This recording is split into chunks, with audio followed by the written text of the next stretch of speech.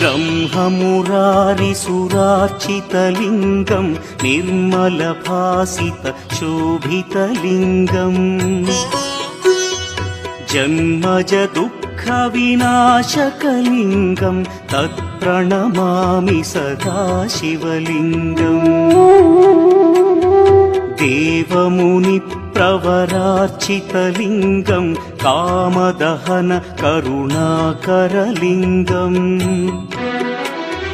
रावणदर्पविनाशकलिङ्गं तत्प्रणमामि सदा शिवलिङ्गम्